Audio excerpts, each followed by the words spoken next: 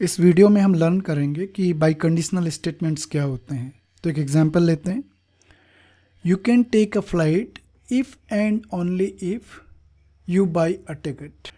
इस स्टेटमेंट के इस you can take a flight, suppose इसको मैं पी वेरिएबल से डिनोट करता हूँ और जो दूसरा पार्ट है यू बाई अ टिकट, इसको मैं क्यू वेरिएबल से डिनोट करता हूँ। तो इस स्टेटमेंट को हम इस तरह से देख सकते हैं। ये बोल रहा है P only if Q you can take a flight only if you buy a ticket.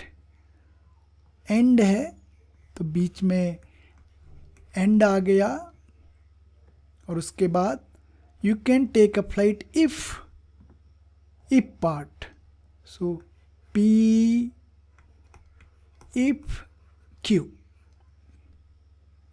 P only if Q हम जानते हैं इस ये कंडीशनल स्टेटमेंट है जिसको हम ऐसे डिनोट करते हैं।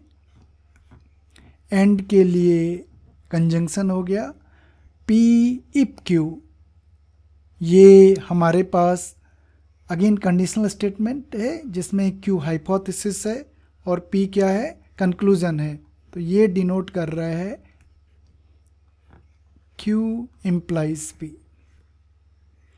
ये जो स्टेटमेंट है जो जिसमें दो कंडीशनल स्टेटमेंट्स हैं, इसको हम कहते हैं बाई कंडीशनल स्टेटमेंट और हम इसको डिनोट करते हैं इस नोटेशन से।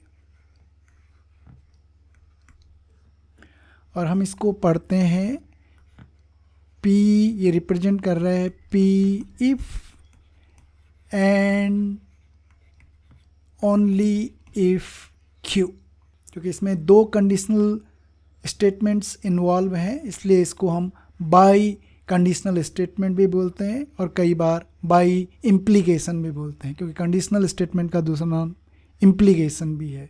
तो फॉर्मली हम बाई कंडीशनल स्टेटमेंट को डिफाइन करने जा रहे हैं। Let P and Q be two propositions. The biconditional statement denoted by this symbol is the proposition P if and only Q. Alternatively हम इस स्टेटमेंट को कई बार ऐसे भी डिनोट कर लिखते हैं P if Q और P is necessary and sufficient for Q। हम जानते हैं नेसेसरी कंडीशन जो है इफ कंडीशन होती है और सफिशिएंट कंडीशन क्या होती है, ओनली इफ कंडीशन होती है। Truth value of by conditional statement, हम जानते हैं कि जो बाई कंडीशनल स्टेटमेंट है वो अपने आप में एक प्रपोजिशन होती है, तो इसकी भी ट्रुथ वैल्यू होगी जो P Q के ट्रुथ वैल्यूज़ पे क्या करेगी, डिपेंड करेगी। अब जिस तरह से हमने बाई कंडीशनल स्टेटमेंट को डिराइव किया तो हमने ये देखा कि बाई कंडीशनल स्टेटमेंट दो इम्प्लीकेशंस एंड की मदद से आया है। तो इसकी ट्रुथ वैल्यू टेबल निकालने के लिए हम बाई कंडीशनल स्टेटमेंट्स की ट्रुथ वैल्यू और कंजंक्शन की जो ट्रुथ वैल्यू है इसका यूज करेंगे। तो हमारे पास एक स्टेटमेंट P है, दूसरा Q है और हमारा इंटरेस्ट है इस बाई कंडीशनल स्टेटमेंट की ट्रुथ वैल्यूज़ निकालने में। P की possible truth values true false, Q की possible truth values true false, Q के ट्रुथ वैल्यूज़ के possible combinations true true true false false true false false.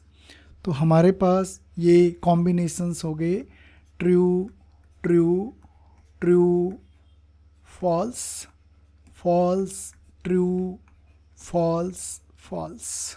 Now जब P भी true है Q भी ट्रू है, P ट्रू Q ट्रू, तो ये वाला जो कंडीशनल स्टेटमेंट है ट्रू ट्रू का क्या हो जाएगा, ट्रू हो जाएगा। ये भी ट्रू होगा और ट्रू ट्रू का एंड क्या होता है, ट्रू होता है। तो हमारे पास ओवरऑल ये बाई कंडीशनल स्टेटमेंट ट्रू हो जाएगा इस केस में। अगर P ट्रू है Q फॉल्स है तो ये वाला स्टेटमेंट फॉल्स हो जाएगा और Q हाइपोथेसिस क्या है, फॉल्स है, P ट्रू है, तो ये ट्रू हो जाएगा।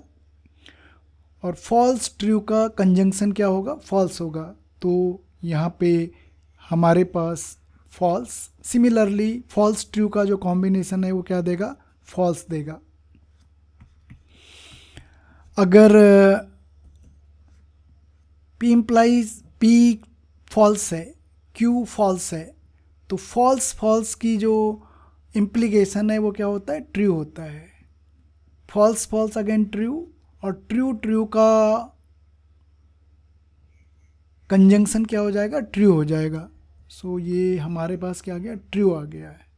तो हम कंक्लूड कर रहे हैं कि जो बाई कंडीशनल स्टेटमेंट है वो हमेशा ट्रू होता है जब जो कॉन्स्टिट्यूएंट प्रपोजिशंस हैं जो इसको बनाती हैं उनकी सेम ट्रुथ वैल्यू, एक ट्रू है तो दूसरा भी ट्रू है, और एक फॉल्स है तो दूसरा भी क्या है, फॉल्स है। उस केस में बाई कंडीशनल स्टेटमेंट ट्रू होता है, अदरवाइज फॉल्स होता है।